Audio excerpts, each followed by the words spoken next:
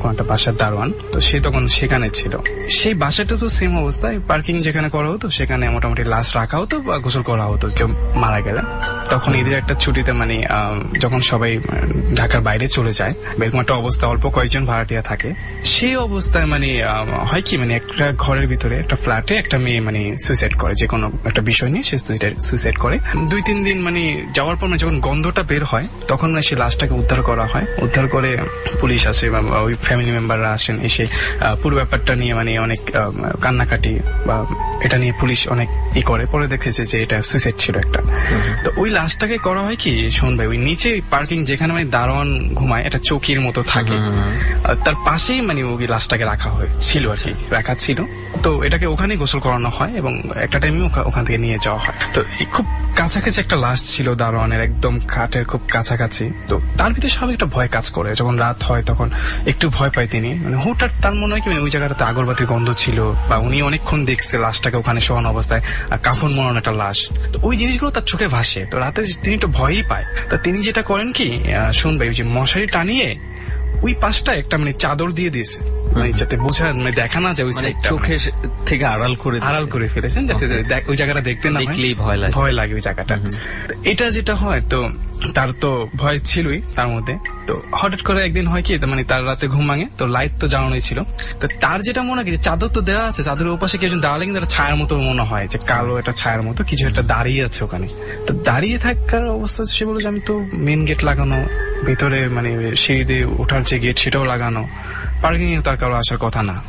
সে অনেকক্ষণ চিন্তা ভাবনা করে ভয়ে ভয়ে সে মশারিটা উঠে চাদরটা সরে দেখলো যে কেউই নেই সেখানে। বাট ওই জায়গাটা নজর যাওয়ার পর তার মানে অটোমেটিকলি তার মানে শরীর ভারী হয়ে গেল, তার ওই জায়গাটা দেখলেই ভয় করে কেন যেন। তো সে চিন্তা করলো যে কয়েকদিন ছুটিতে যাওয়া দরকার। ছুটি চাইলো, পরে ছুটি তার পাস হয় নাই, তো তার এখানেই থাকতে হবে। তো সে যাই হোক ওইভাবেই ছিল সে ভয়ের মধ্যে। এইভাবে তার মানে প্রতি রাতেই মনে হয় যে কেউ না কেউ এসে তার মশারি ওই জায়গাটার মধ্যে দাঁড়ায় থাকে, মানে খুব কাছাকাছি, 1-2 হাত জায়গা বোধ হয় পার্থক্য। তো একদিন সে চিন্তা করে কি এটা দেখবো। তো সে জেগেই থাকে। তো সে যেদিন জেগে থাকে সেদিন আর কিছুই দেখতে পায় না, দেখে যে কিছুই নেই। সারা রাত সে জেগে থাকে, কিছুই নেই। ওই যে একটা আগরবাতির গন্ধ, ওটা মাঝে মাঝে কোথা থেকে যেন আসে, এসে আবার বাতাসের সাথে মিলিয়ে যায়। তো একদিনের ঘটনা, সে মানে ওই চাদরটা দিতে সে ভুলে গেছে, সেখানে চাদর দিতে ভুলে গেছে। ওই অবস্থায় মানে ঘুমিয়ে পড়ে, মানে আস্তে আস্তে মানে 10-15 দিন চলে যায় ঘটনাটা। তো একটা টাইমে তার ঘুমিয়ে যায়, মনে হয় যে মানে ফিস ফিস ফিস ফিস মানে কেমন যেন একটা মানে অন্যরকম একটা কথাবার্তি শব্দ শোনা যাচ্ছে, কেউ একজন কথা বলতেছে। তো তার চোখ মেলে যেটা সে তাকায় দেখে যে মানে ওই জায়গাটাই তার নজরটা চলে যায়। চোখটা মেলার পর চোখ মেলে তাকানোর মধ্যে দেখে যে সে ওখানে একটা মানে একদম নতুন একটা আস্ত লাশ শোয়ানো, মানে একদম কাফনে মোড়ানো লাশ, মনে হচ্ছে একদম নতুন। আচ্ছা। এবং সেটার পাশে আগরবাতি চলতেছে, আগরবাতির গান আসতেছে। কিন্তু কথাটা কে বলতেছে, কোত্থেকে আসছে সেটা সে বুঝতে পারতেছিল না। তো তখন লাশ দেখতে পাচ্ছে। তো সে চিন্তা করে কি লাশ আসলো কোত্থেকে, মানে কেউ রেখে গেল কিনা। মানে তো হঠাৎ তার ওই মেয়েটার কথা মনে পড়ছে, এই লাশটা তো এখানে গোসল করানো হয়েছিল। তো সে এতটাই ভয় পায়, মানে সে আর চিৎকার না দিয়ে তাকিয়ে থাকে।